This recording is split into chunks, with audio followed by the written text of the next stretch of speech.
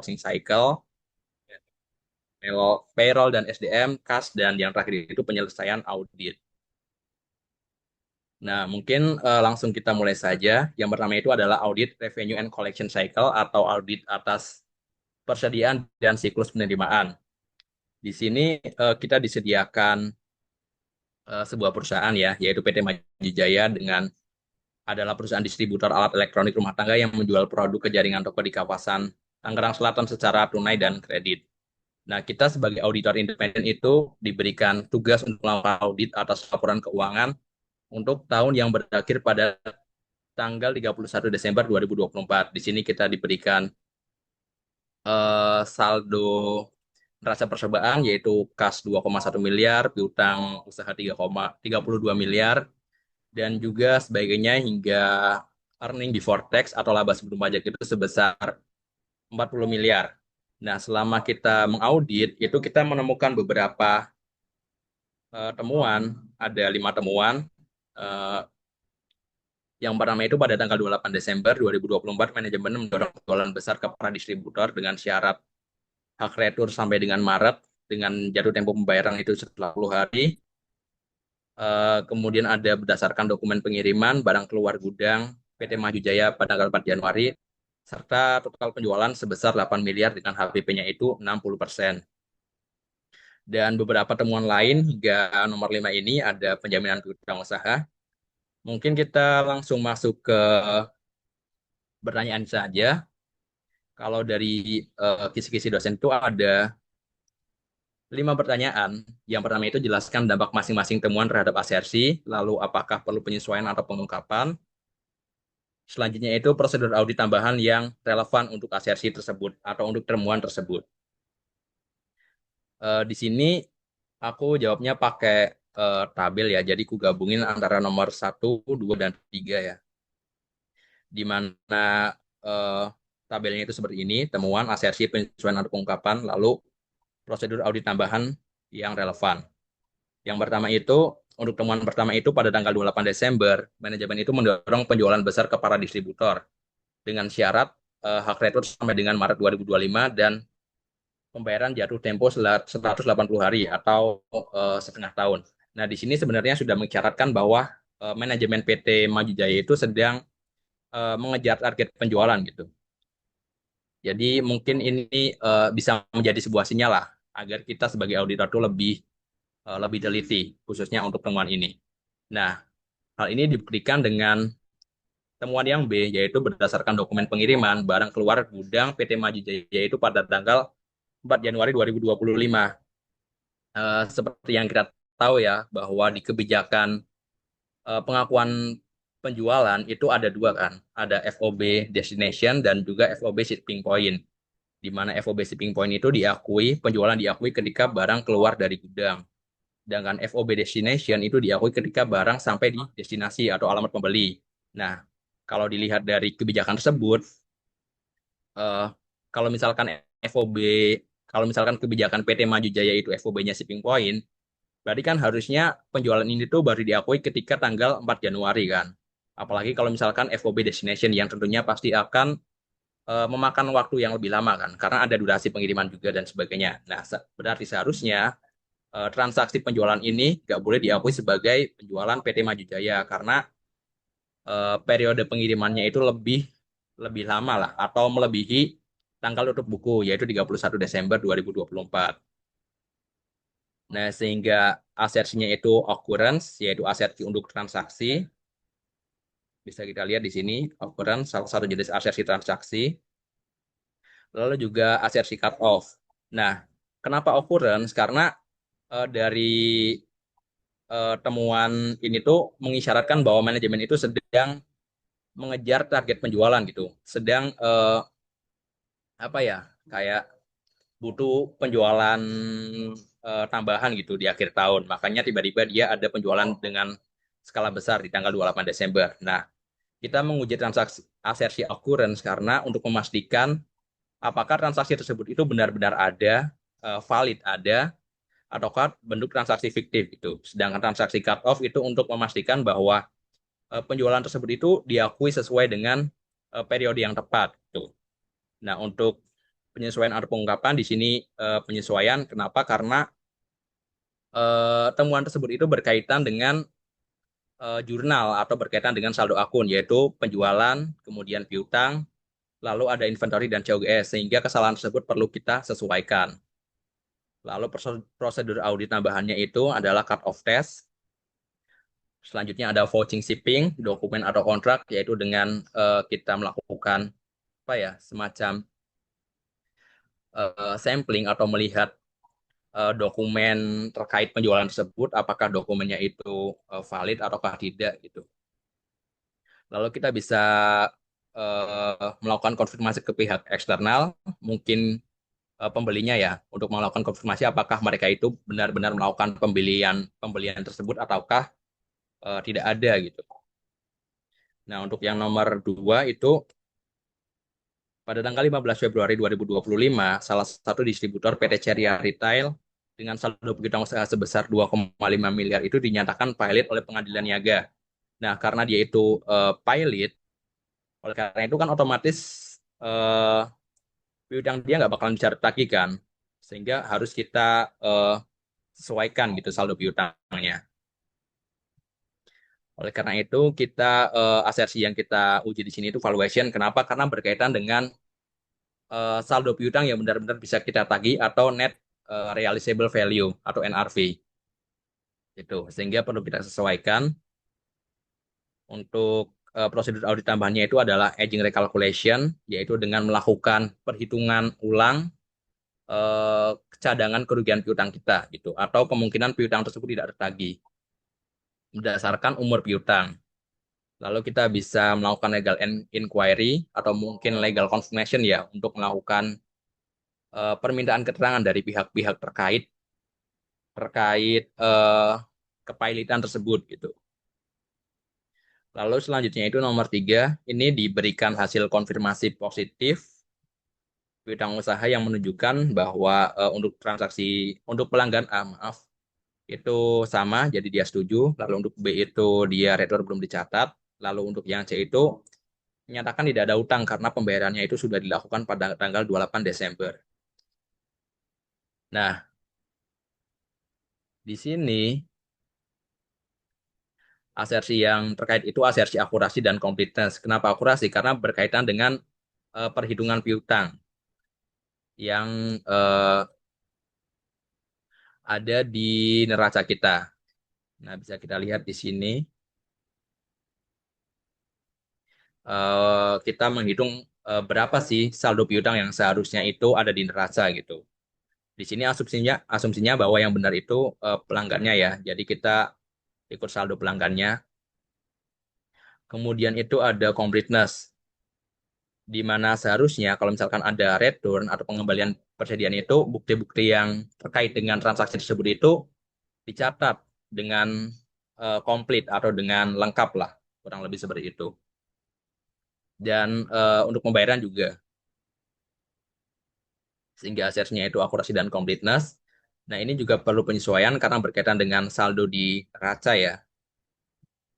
Untuk prosedur audit tambahannya itu ada konfirmasi eksternal ke pihak yang memiliki piutang tersebut, khususnya untuk mungkin untuk D yang belum menjawab sama sekali ya, karena di sini konfirmasi piutangnya itu positif, itu mensyaratkan untuk melakukan konfirmasi tambahan atau penelitian tambahan apabila tidak menjawab gitu.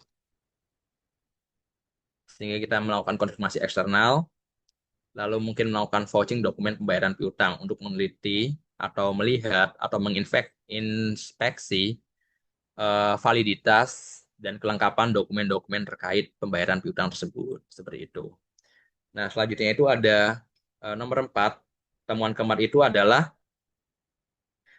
penjualan kepada PT Omega Electric sebesar 300 juta pada tanggal 28 Desember itu salah dicatat ke piutang PT Sigma.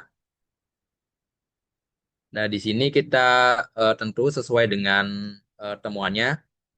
Jelas di sini ada salah klasifikasi di buku pembantu, oleh karena itu asersinya itu classification, yaitu menyajikan saldo akun itu sesuai dengan klasifikasinya dengan benar. Nah, ini juga disesuaikan ya atau membutuhkan penyesuaian.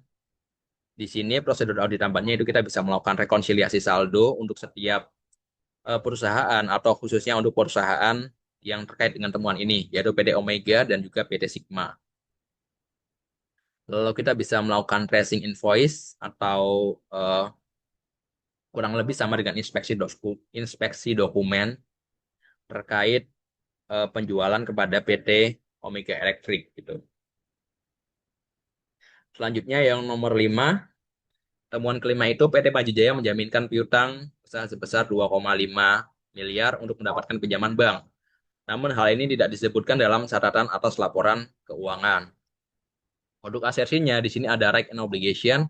Kenapa? Karena penjaminan piutang usaha itu sebenarnya kan membatasi hak kita ya atau mengurangi hak kita ya. Jadi kita tuh nggak bisa nggak jadi bebas lah, nggak sebebas kalau nggak dijaminkan untuk melakukan kegiatan ekonomi terkait piutang tersebut.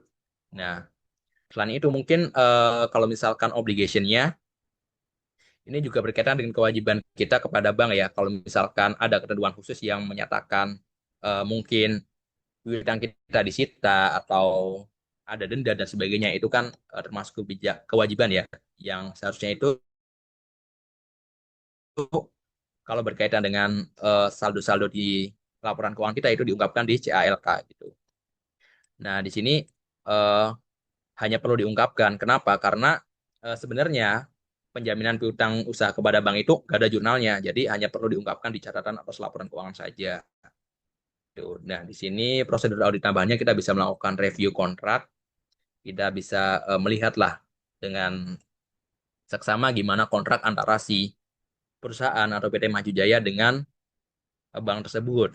Mungkin tentang ketentuan kalau misalkan gagal bayar atau mungkin eh, restrukturisasi piutang dan juga sebagainya gitu.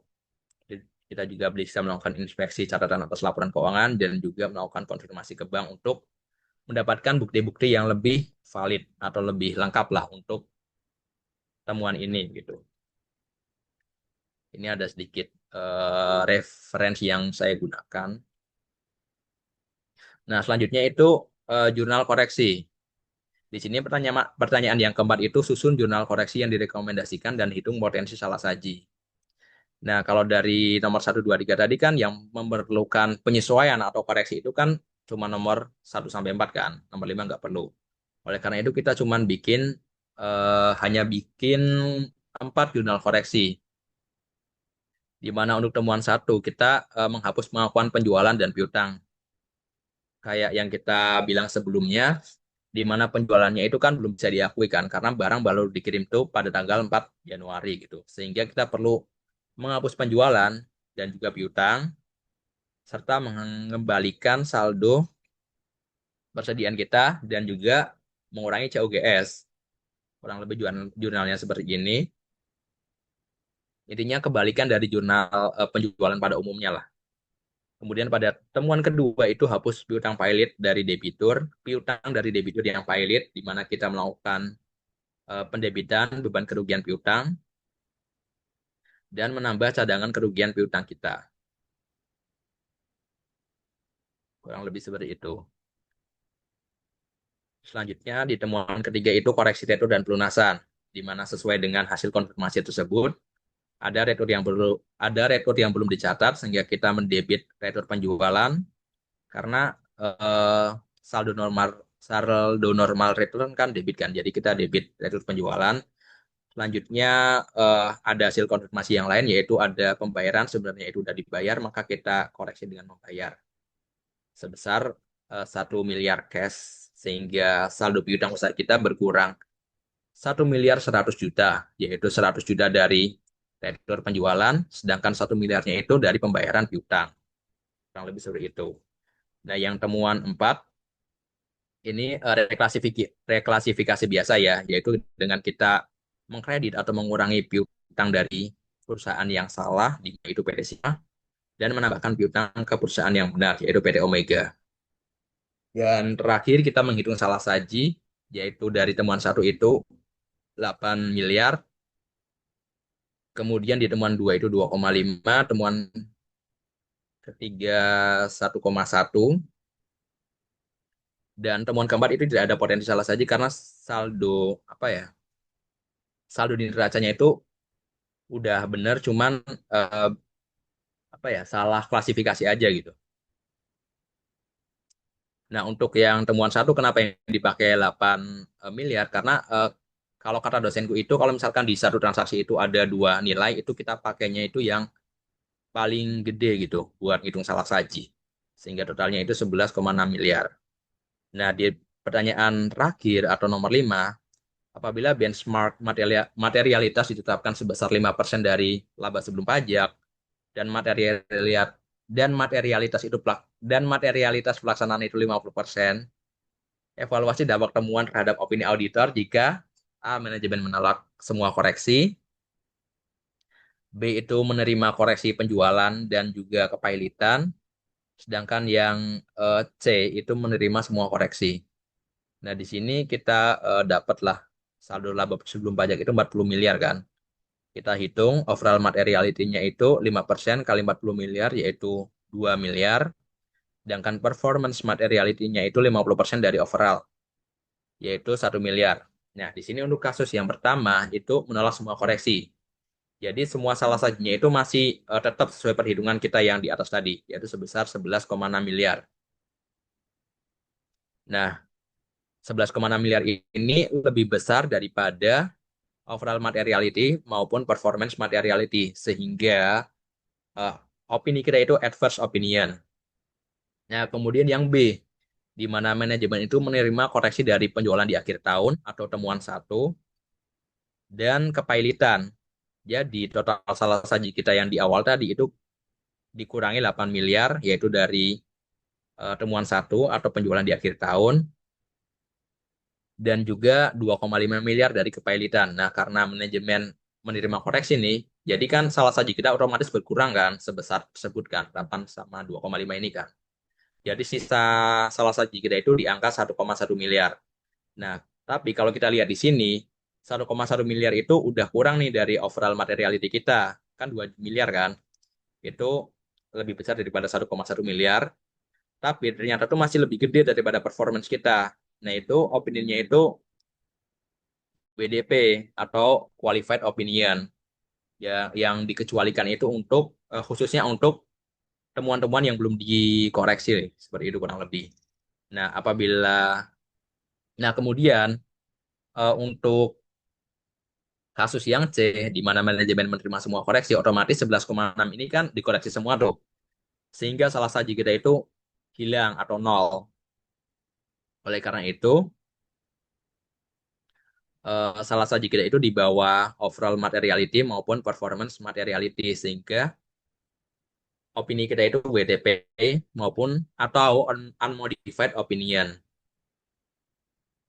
Tapi kan ini kan benchmarknya sama materialitas aja ya pembandingnya ya. Sebenarnya kalau misalkan kita eh, memberikan opini, eh, kalau kata dosenku itu ada eh, pertimbangan lain yaitu apakah salah saji itu bersifat pervasif atau berdampak luas atau hanya terbatas di akun tersebut saja.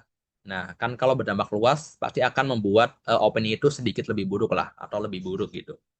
Jadi sebenarnya selain dari perbandingan materialitas ini itu ada variabel lain berupa dampak salah saji tersebut gitu. Nah, untuk soal pertama, yaitu audit revenue and collection cycle, itu kurang lebih seperti itu ya, teman-teman. Ini untuk nomor satunya, ini kalau misalkan nanti kalian mau nggak dibikin tabel atau mau dibikin penjelasan per temuan itu boleh juga bebas, senyaman masing-masing aja.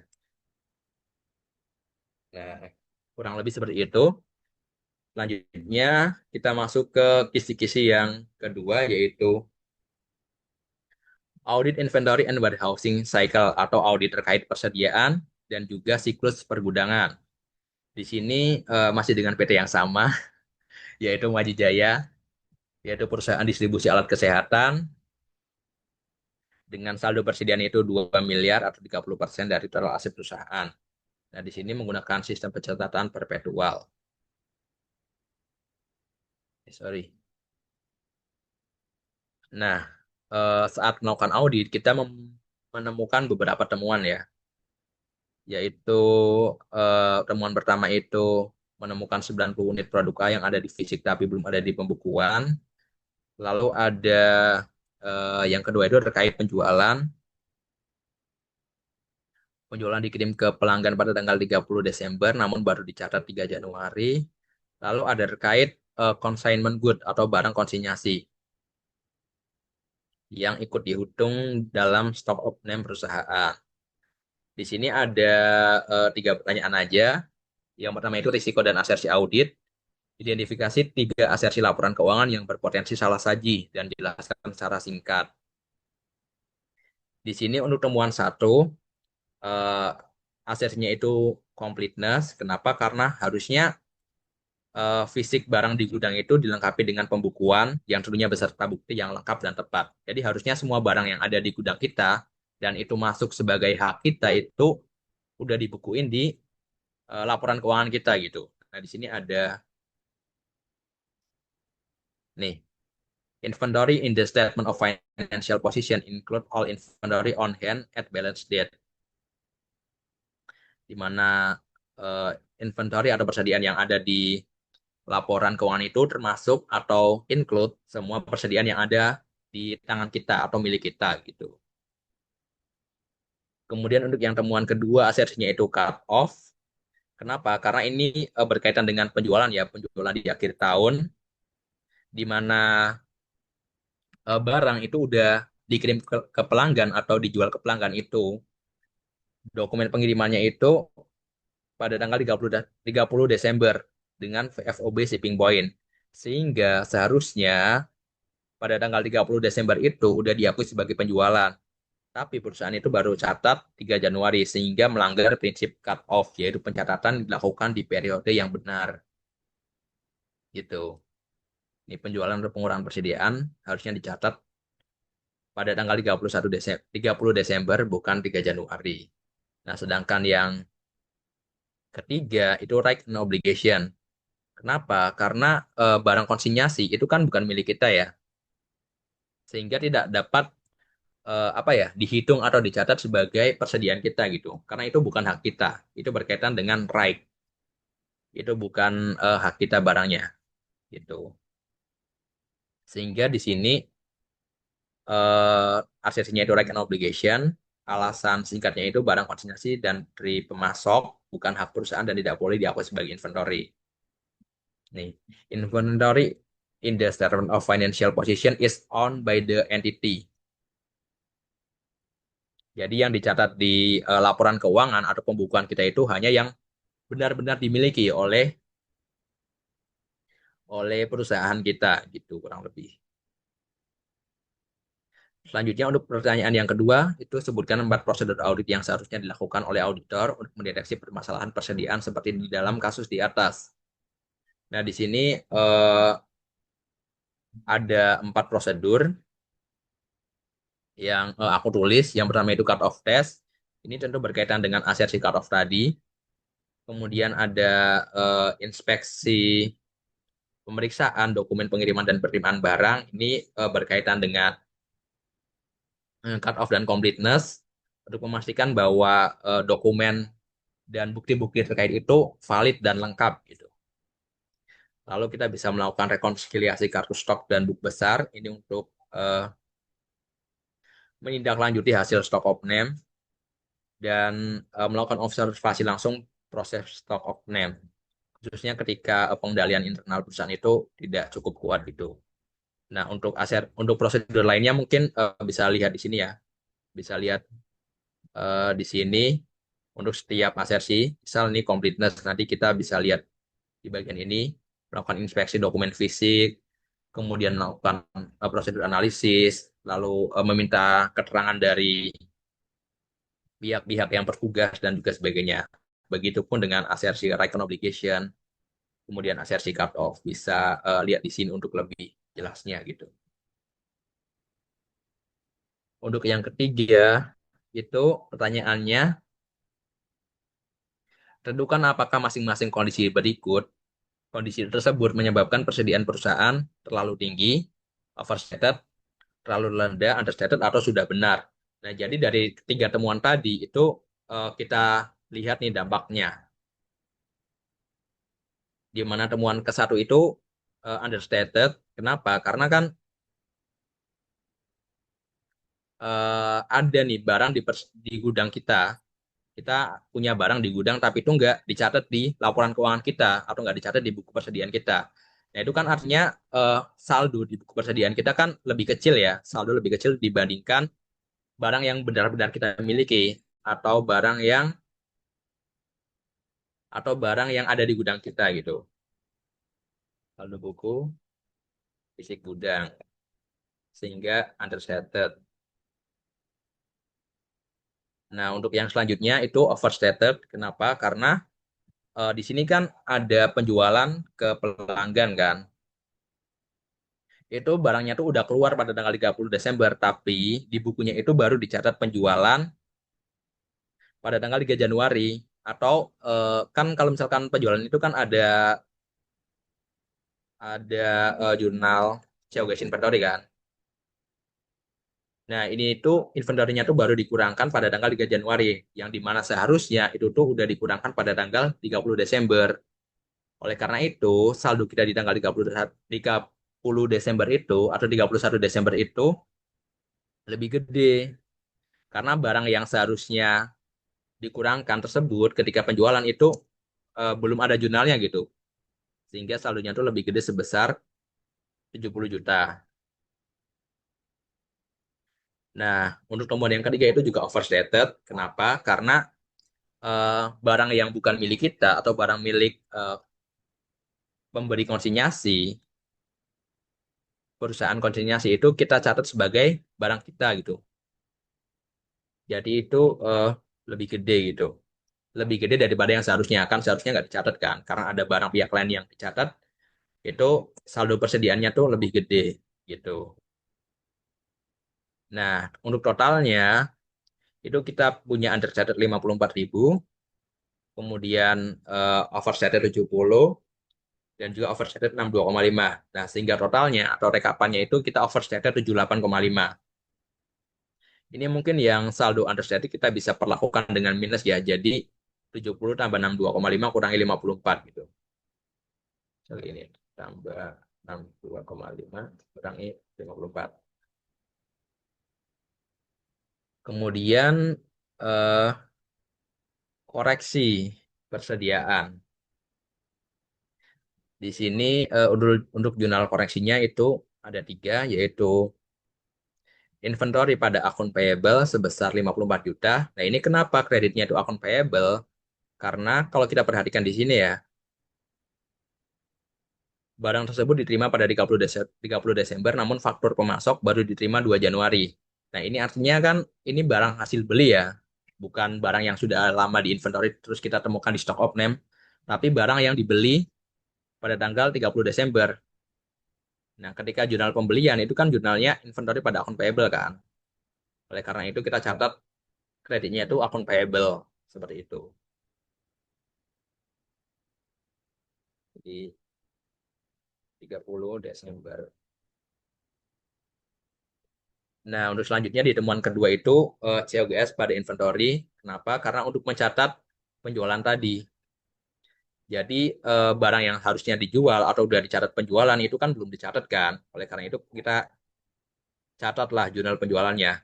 Nah, mungkin eh, kalau mungkin teman-teman mau di jurnal lengkap, itu kan bisa pakai AR, tambahin air sama sel juga. Tapi kalau karena ini fokusnya tuh di siklus persediaan, makanya cuman aku catat bagian COG sama inventory ini aja. Tapi kalau misalkan mau catat lengkap AR sama salesnya, boleh. Kalau misalkan ada datanya ya, ada data harga jualnya.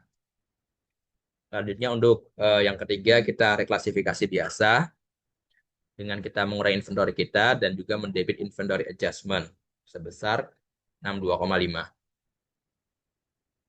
Reklasifikasi. Nah, untuk eh, soal dua kurang lebih itu seperti itu. Jadi fokusnya tuh kita di mengidentifikasi asersi terkait kasus persediaan asersi dan penjelasannya, lalu prosedur yang terkait dengan asersi tersebut, serta mengidentifikasi atau menghitung saldo persediaan karena temuan-temuan tersebut apakah overstated, under, atau ternyata malah udah benar gitu. Itu kurang lebih untuk nomor 2 atau soal 2 seperti itu teman-teman. Nah, untuk yang selanjutnya itu audit siklus payroll dan SDM atau siklus penggajian lah. Kurang lebih seperti itu.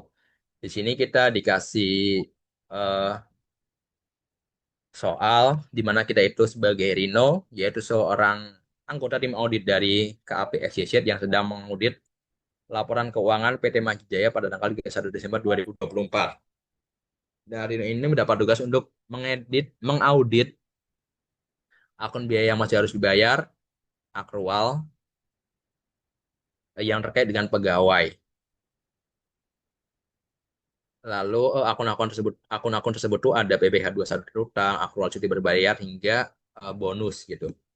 Nah, selama proses auditnya, Rino ini udah melakukan empat prosedur audit, yaitu membandingkan semua biaya yang masih harus dibayar dengan tahun lalu dan mencatat adanya perubahan signifikan, atau mungkin kita bisa sebut prosedur analitis lah, prosedur analitis. Nah, untuk yang selanjutnya, Rino juga udah melakukan penelusuran pembayaran BPh 21 ke jurnal pengeluaran kas dan rekening koran. Kemudian udah mereview kontrak pegawai bagian produksi untuk memastikan rumus perhitungan bonus. Lalu yang terakhir itu Rino juga udah melakukan review sampel cek yang diterbitkan setelah tanggal 31 Desember, atau mungkin kita bisa sebut sebagai eh, kalau nggak salah namanya itu subsequent analysis atau prosedur, yaitu dengan melihat hal-hal yang terjadi setelah tanggal terkait gitu, di mana di kasus ini itu 31 Desember. Nah, untuk pertanyaannya itu ada dua. Yang pertama itu kita disuruh untuk apakah prosedur yang dilakukan oleh Rino itu sudah mencukupi ataukah tidak. Nah, kalau misalkan tidak, kita disuruh mengusulkan atau berpendapat lah prosedur tambahan apa yang harus dilakukan gitu. Nah, untuk pertanyaan yang kedua, kalau misalkan kita memilih tidak dan kita menjawab prosedur tambahan, itu kita disuruh menjelaskan asersi apa yang akan diuji itu. Nah, di sini juga jawabnya pakai tabel lagi ya teman-teman.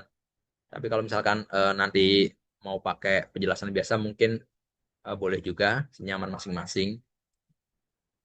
Nah, yang pertama itu untuk prosedur pertama, di mana Rino itu melakukan prosedur analitis, yaitu dengan membandingkan biaya yang harus dibayar pada tanggal 31 Desember dengan tahun lalu gitu, untuk melihat tren perubahan gitu. Nah, di sini aku berpendapat kenapa dia jawabannya itu tidak, karena dengan membandingkan tren saja, kalau misalkan kita nggak tahu alasannya, itu belum cukup informasinya. Oleh karena itu, aku jawab tidak dengan prosedur audit tambahan yang aku bilang itu melakukan inquiry ke manajemen atau melakukan permintaan keterangan ke manajemen untuk menjelaskan alasan alasan kenapa terdapat perubahan signifikan. Itu apakah karena emang terdapat perubahan kebijakan dari manajemen atau emang ada apa ya, kemungkinan salah catat gitu. Kalau misalkan ada perubahan kebijakan manajemen, nanti kita kan bisa kayak semacam menelusuri lah atau menghitung ulang gitu. Jadi agak sedikit masuk akal gitu kalau misalkan ada kenaikan ataupun penurunan. Nah, tapi kalau misalkan ternyata itu dari manajemen itu nggak ada perubahan sama sekali, tapi trennya tiba-tiba naik atau turun drastis, itu kan ada kemungkinan salah catat ya, salah saji dan sebagainya gitu. Nah, asersi yang diuji itu completeness, di mana semua biaya itu sudah tercatat dengan lengkap gitu. Perubahan signifikan atau naik turunnya beban atau biaya yang harus dibayar ini kita apa ya, kita teliti lah, kita inspeksi apakah semua hal-hal terkaitnya itu udah tercatat dengan lengkap gitu. Apakah semua biayanya itu udah, apakah semua biaya yang seharusnya dicatat itu udah dicatat, dan juga apakah bukti untuk biaya-biaya tersebut itu udah memenuhi dan lengkap gitu. Mungkin di sini saya tambahin belum cukup menjelaskan. Menjelaskan alasan perubahan.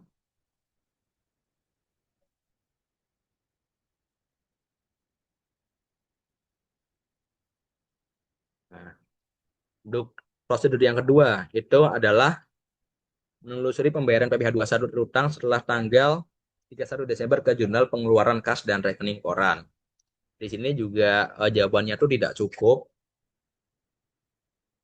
karena eh, kita selain melakukan penelusuran ke jurnal dan rekening koran, itu kan terkadang kalau misalkan kita ada miskalkulasi atau perubahan atau perbedaan saldo, itu kan butuh prosedur tambahan ya. Oleh karena itu, eh, aku jawab gak cukup karena buktinya tuh belum cukup menjelaskan gitu loh. Kan hasil dari eh, penelusuran itu hanya saldo ya, kurang lebih kayak gitu. Saldonya berapa selisihnya dan juga sebagainya. Nah, saldo yang mismatch ini atau saldo yang gak sinkron ini kan harus kita telusuri sumbernya gitu. Oleh karena itu, karena kita butuh sumber tambahan atau bukti tambahan yang dapat menjelaskan perbedaan saldo tersebut, kita prosedur auditnya itu melakukan inspeksi dokumen pembayaran, kemudian melakukan rekalkulasi. Jadi untuk dokumennya itu kita selain jurnal, dokumen terkait pembayaran itu kita teliti satu-satu atau mungkin kita melakukan sampling, lalu kita melakukan perhitungan ulang gitu untuk memastikan apakah selisih tersebut karena ada miskalkulasi atau kemungkinan yang lain gitu.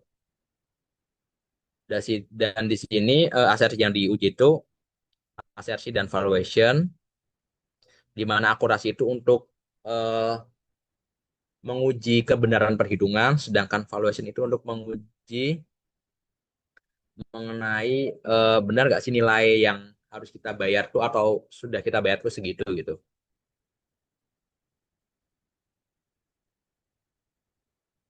Tapi aku lebih prefer akurasi sih, karena berkaitan dengan mungkin perhitungan ya. Kalau valuation, aku kurang bisa jelasinnya. Berikut nomor tiga itu Rino sudah melakukan review beberapa kontrak dengan pegawai bagian produksi untuk memastikan rumus perhitungan bonus. Jadi dari prosedur Rino ini dia tuh kan dapat rumus perhitungan bonusnya kan. Tapi di sini juga tidak cukup gitu. Karena kita kan dari sini kan cuma dapat rumus kan. Sedangkan untuk menghitung jumlah cuti berbayar, bonus dan sebagainya itu kan kita butuh apa ya, semacam angka angka finalnya lah gitu. Sehingga kita setelah mendapatkan rumus, di sini aku berpendapat bahwa kita juga perlu untuk melakukan inspeksi terkait dokumen bonus dan juga melakukan perhitungan ulang lagi gitu.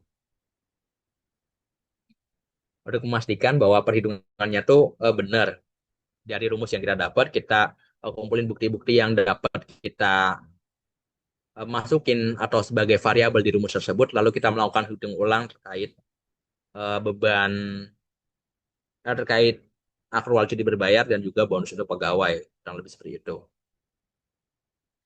Nah, untuk aksesnya itu completeness dan juga akurasi.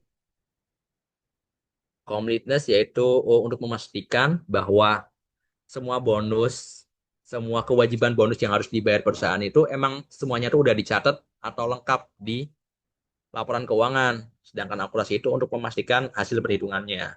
Kurang lebih seperti itu, teman-teman. Dan yang keempat, itu mereview sampel check yang diterbitkan setelah tanggal 31 Desember untuk pembayaran cuti yang tidak terpakai. Nah, di sini menurutku juga tidak cukup. Kenapa? Karena selain mereview sampel check, Ini kan menunjukkan bahwa ada pembayaran kan. Tapi kita tuh kan harus tahu juga kan soal peraturannya. Nah, oleh karena itu kita perlu untuk melakukan inspeksi dokumen peraturan yang berkaitan dengan pembayaran tersebut. Tuh, apakah ketentuan pembayarannya itu misal 30 hari setelah akhir tahun atau sebagainya gitu kan perlu kita teliti lebih lanjut kan ketentuannya gimana kan. Selain itu kita juga bisa melakukan inquiry atau permintaan keterangan kepada pegawai-pegawai terkait. Jadi sampel cek yang keluar, misal ada sampel cek keluar untuk bayar cuti untuk pegawai A di tanggal 2 Januari gitu. Ada ceknya kan. Nah, itu kita harus pastiin lebih lanjut ke pegawai yang bersangkutan. Apakah benar-benar ada pembayaran ataukah mungkin itu berpotensi cek fiktif dan sebagainya gitu. Nah, untuk nomor 3 itu kurang lebih seperti itu, teman-teman.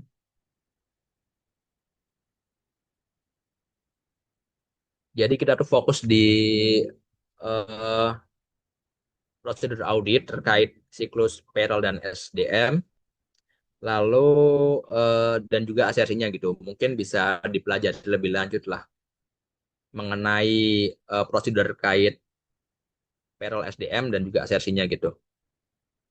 Dan ini sebelumnya mohon maaf kalau misalkan ada kekurangan dan sebagainya ya, karena ini eh, pendapatku ya. Jadi mungkin kalau nggak sesuai dan sebagainya, mohon koreksinya gitu. Selanjutnya itu untuk materi keempat itu ada audit kas. Sini ada audit kas sebagai materi keempat kita, di mana masih dengan PT Maju Jaya, yaitu perusahaan manufaktur barang konsumsi yang beroperasi secara komersial dan memiliki transaksi kas yang tinggi gitu. Volume transaksi kasnya itu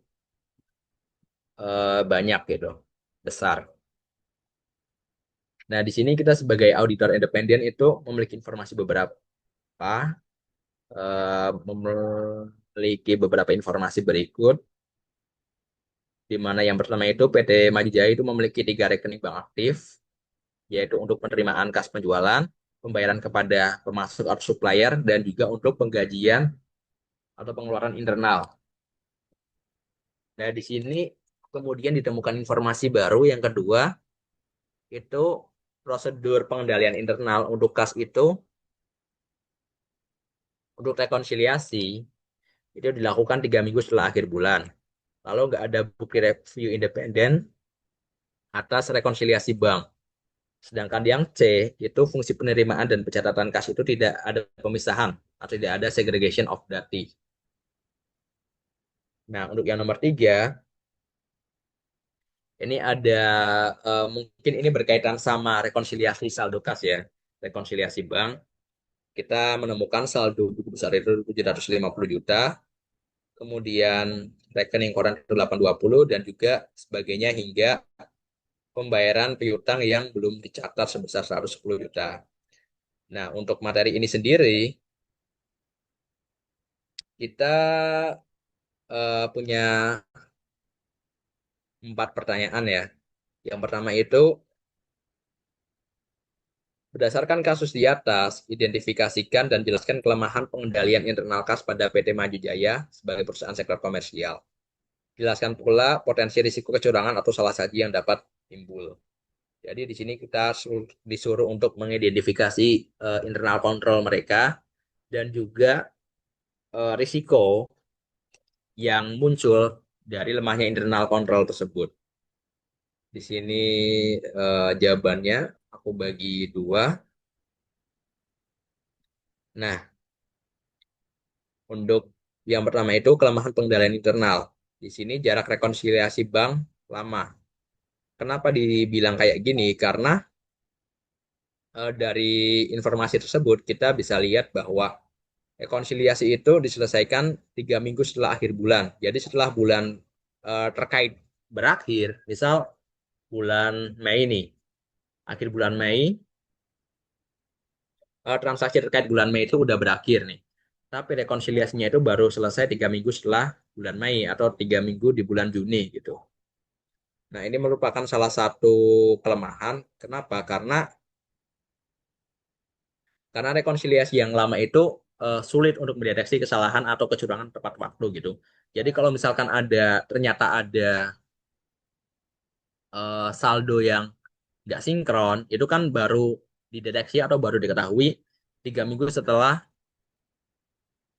3 minggu setelah periodenya berakhir gitu. Nah, jadi itu akan membuka celah untuk melakukan manipulasi gitu. Dalam interval waktu 3 minggu tersebut, bisa aja pihak-pihak terkait itu melakukan manipulasi terkait eh, tidak sesuaian saldo tersebut gitu. Yang kedua itu tidak ada review independen atas rekonsiliasi. Kenapa? Karena di sini ditemukan eh, sama persis kebetulan ini merupakan salah satu bentuk kelemahan internal kontrol karena rekonsiliasi yang dibuat tanpa diperiksa pihak lain itu sangat rentan terhadap manipulasi atau kesalahan yang tidak terdeteksi.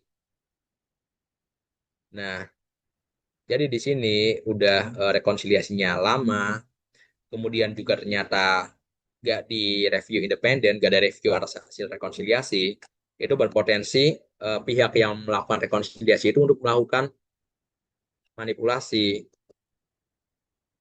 staf rekonsiliasi, manipulasi saldo ataupun bukti gitu. Karena dia tuh punya waktu yang lama untuk melakukan apa ya? Untuk melakukan eh, rekonsiliasi atau punya waktu yang lama untuk memanipulasi lah, memalsukan bukti, kemudian eh, mengganti perhitungan dan juga sebagainya gitu. Nah, ditambah lagi itu hasilnya nggak direview gitu, jadi kayak seenaknya banget lah bahasa kasarnya gitu. Untuk yang terakhir itu fungsi penerimaan dan angka tidak dipisah. Kenapa? Karena di temuan kita itu sama persis juga kebetulan, sehingga di sini kita tulis fungsi penerimaan dan pencatatan kasih. Ini melanggar prinsip segregation of duties dan berpotensi manipulasi fraud. Nah, ini bisa kita bayangkan sendiri ya, kalau misalkan ternyata orang yang nerima duit itu ternyata juga orang yang nyatet gitu loh. Jadi nggak ada mekanisme check and balance gitu. Jadi kayak misal dia nerima uang 10.000, ternyata tuh dikurangi 5.000 terus dicatat 5.000 kan itu nggak ada yang tahu ya. Karena nggak ada pemisahan fungsi atau nggak ada check and balance. Dan ini tentu saja berpotensi untuk terjadinya manipulasi ataupun fraud atau kecurangan gitu.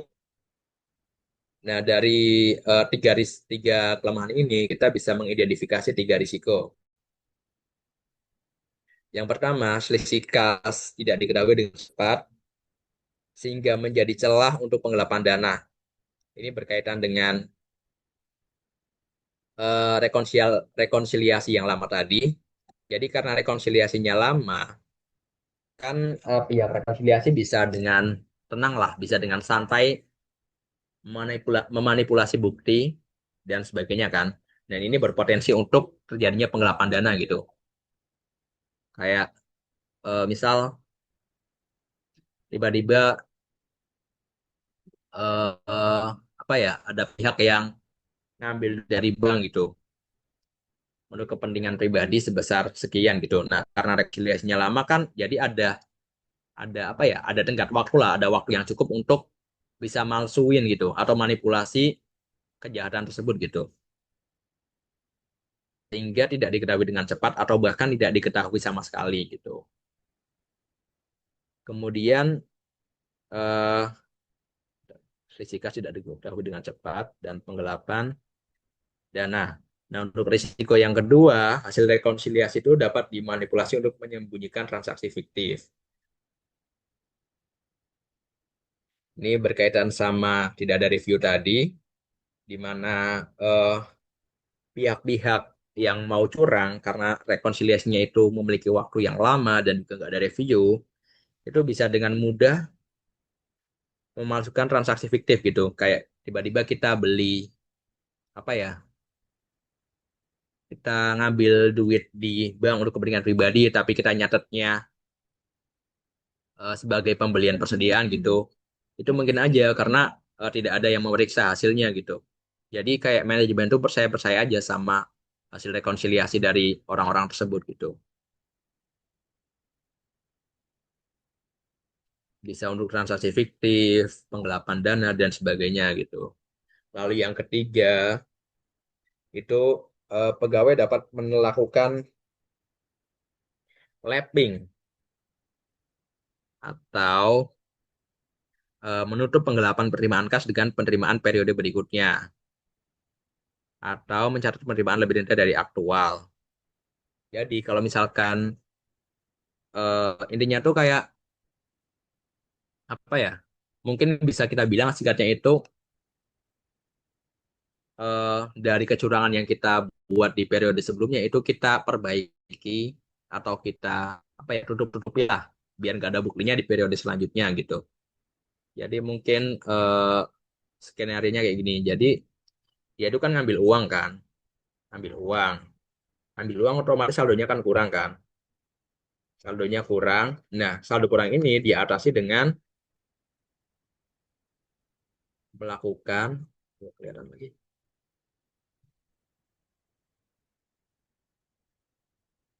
saldo kurang ini dia bisa lakukan apa ya penutupan dengan di periode selanjutnya tuh penerimaannya tuh dicatat lebih dikit gitu sehingga sehingga akhirnya tuh eh, buktinya tuh nggak ada gitu karena saldo saldo dari penerimaan atau saldo uang masuk dengan saldo kas yang tersedia itu sesuai karena kekurangan uang tadi atau saldo yang berkurang tadi itu disesuaikan dengan jumlah penerimaan yang dikurangi gitu. Nah, mungkin gimana ya? Misal di sini kita ngambil duit main 5.000 kan, main 5.000. Jadi saldo kita tuh 25 25.000. Nah, sebenarnya di periode selanjutnya tuh ada uang masuk 30.000 misal, 30.000. Yang harusnya itu kan berarti kan dicatat sebagai penerimaan 30.000 kan. Jadi pencatatan di buku kita itu kan saldonya 55.000. Tapi karena dia sadar melakukan kecurangan di periode selanjutnya dengan minus 5.000 ini, itu bisa dia tutupi dengan penerimaannya itu dicatat sebesar 25.000 aja. Jadi saldo saldo apa ya? Saldo di buku dengan saldo di rekening itu bakalan sama jadi 50.000 gitu loh. Gimana jelasinnya ya? Ya kurang lebih kayak gitu.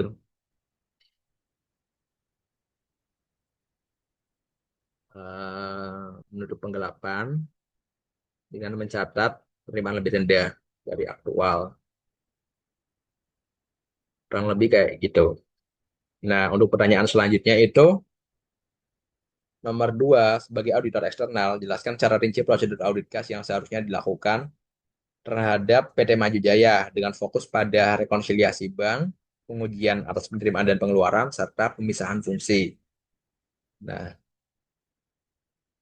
nah di sini ini sumbernya dari PPT, di mana untuk pengujian akun kas itu sebenarnya itu ada banyak ya, di mana yang pertama itu kita melakukan pengujian pengendalian internal terkait transaksi siklus siklus transaksi kas, lalu melakukan pengujian terkait rekonsiliasi bank, lalu melakukan pengujian substantif yang spesifik ke asersi-asersi terkait, lalu ada eh, prosedur analitis dengan membandingkan data-data atau tren dan juga yang spesifik ke detail balance atau detail saldo untuk mengumpulkan bukti yang appropriate atau bukti yang bisa kita bilang cukup lah gitu. Nah, di sini eh, jawabannya aku bagi tiga, miring kan tiga tadi ya. Untuk yang A, itu kan rekonsiliasi bank kan. Jadi untuk rekonsiliasi bank tuh, karena tadi eh, dari internal control kas-nya itu nggak ada rekonsiliasi independen, oleh karena itu kita melakukan verifikasi secara independen hasil rekonsiliasi perusahaan. Jadi eh, kan itu buktinya nggak ini banget ya, nggak reliable dan nggak valid banget ya, karena nggak ada rekonsiliasi dari pihak independen kan. Jadi kita nggak bisa nih percaya gitu aja dari hasil rekonsiliasi perusahaan, karena bisa aja terjadi risiko-risiko yang tadi, mau manipulasi, overlapping dan sebagainya gitu. Oleh karena itu kita bisa prosedurnya tuh eh, hasil rekonsiliasi yang dimiliki perusahaan itu kita verifikasi sendiri nih, apakah benar rekonsiliasinya sesuai atau ternyata emang ada potensi kecurangan gitu, ada bukti-bukti kecurangan gitu.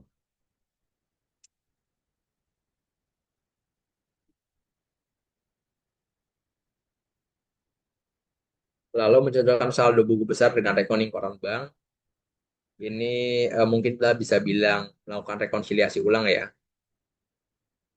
Kita ini bisa kita sebut rekonsiliasi ulang kalau misalkan kita nggak percaya terhadap hasil rekonsiliasi si perusahaan tadi gitu, atau karena ternyata ininya tuh nggak verified gitu. Prosedur pertama verifikasinya tuh nggak, hasil verifikasinya tuh nggak bagus gitu. Jadi kita nggak salah buat rekonsiliasi sendiri gitu. Yang ketiga itu melakukan subsequent event atas outstanding check dan deposit in transit. Nah, ini mungkin apa ya? Kita tuh subsequent event tuh kayak melihat pembayaran atau penerimaan yang terjadi setelah tanggal tertentu gitu loh. Jadi kalau misalkan misal ada saldo piutang di tanggal 31 Desember nih sebesar 15.000. Nah, habis itu di bulan Januari ternyata ada pembayaran 15.000, ada penerimaan kita 15.000. Nah, karena itu kita bisa ngeverifikasi bahwa saldo piutang tersebut itu valid karena ternyata tuh benar-benar dibayar di periode atau beberapa hari setelahnya gitu. Begitupun dengan pembayaran. Misal kita punya saldo utang nih di tanggal 31 Desember sebesar 15.000.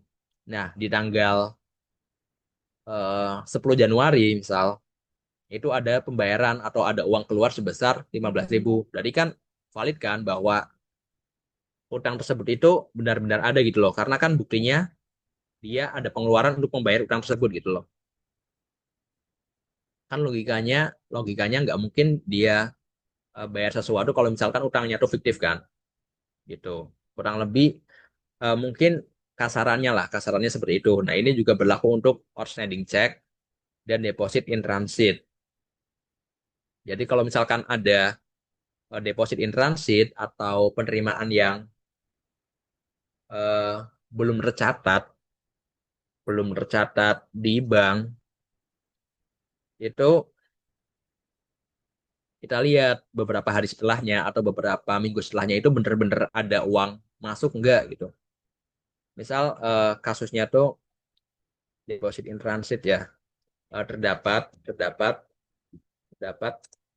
misal ada bayar piutang dari PTA sebesar 500.000, tapi belum dicatat bank, tapi belum belum dicatat karena bank udah tutup. Kan ini deposit in transit ya. Jadi ada pembayaran yang udah dicatat sama perusahaan, tapi ternyata tuh belum dicatat oleh bank gitu.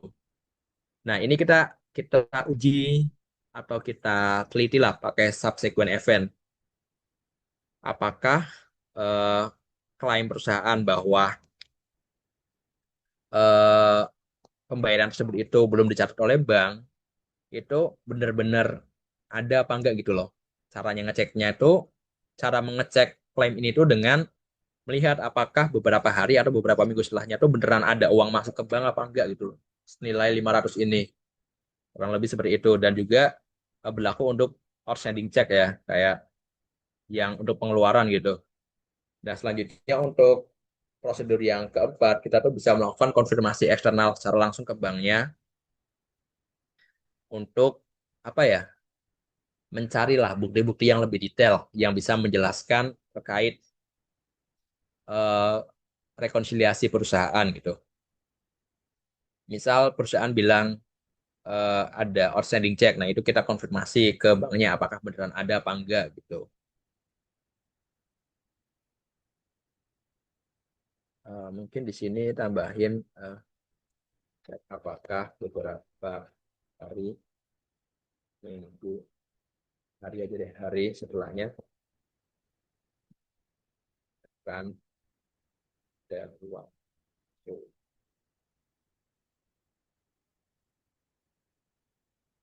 Selanjutnya itu pengujian atas penerimaan dan pengeluaran kas. Di sini ada 4 prosedur. Yang pertama itu inspeksi dokumen bukti penerimaan kas, jelas untuk memastikan bahwa kas yang diterima perusahaan itu valid ya, buktinya ada, sehingga pencatatan perusahaan di laporan keuangannya itu benar-benar sah gitu, sah untuk dicatat, bukan dari bukti fisik gitu.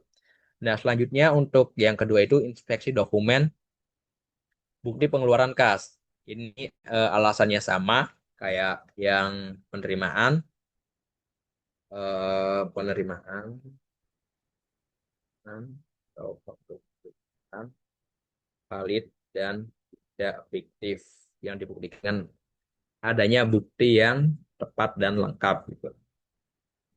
Terus juga melakukan cut off transaksi untuk eh, apa ya, memastikan bahwa penerimaan dan pengeluaran kas itu benar-benar diakui sesuai dengan periodenya gitu. Misal ada pembayaran nih, pembayaran ternyata misal ada pembayaran itu udah dicatat perusahaan di tanggal 30 Desember, tapi ternyata baru benar-benar diterima tuh pada tanggal 5 Januari. Itu kan berkaitan dengan cut off kan. Benar dicatat di periode yang sesuai atau enggak gitu. Kemudian yang terakhir itu vouching dan tracing dokumen pendukung. Nah, ini untuk tambahan saja untuk melengkapi eh, dokumen-dokumen yang terkait dengan penerimaan dan pengeluaran kas gitu. Kita bisa apa ya? Ya, intinya dokumen pendukung terkait lah gitu. Yang ketiga itu pengujian pemisahan fungsi. Ini segregation of duty tadi, di mana di PT kita, di kita ini nggak ada segregation of duty yang lain, karena adanya penggabungan fungsi mana tadi? Karena adanya penggabungan fungsi penerimaan dan pencatatan.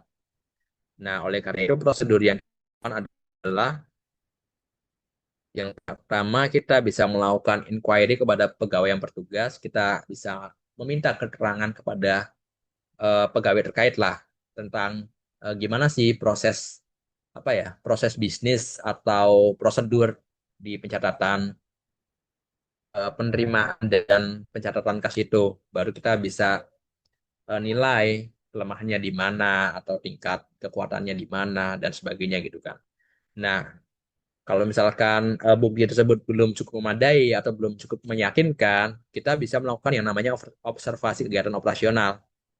Jadi berkaitan dengan fungsi penerimaan dan pencatatan tadi khususnya ya, kita selain bertanya kita bisa melakukan observasi langsung gitu loh untuk mengamati apakah prosedurnya atau apa ya, prosesnya itu udah tepat apa belum gitu. Baru kita dari dari hasil pengamatan kita itu nilai mana internal kontrol perusahaan tersebut.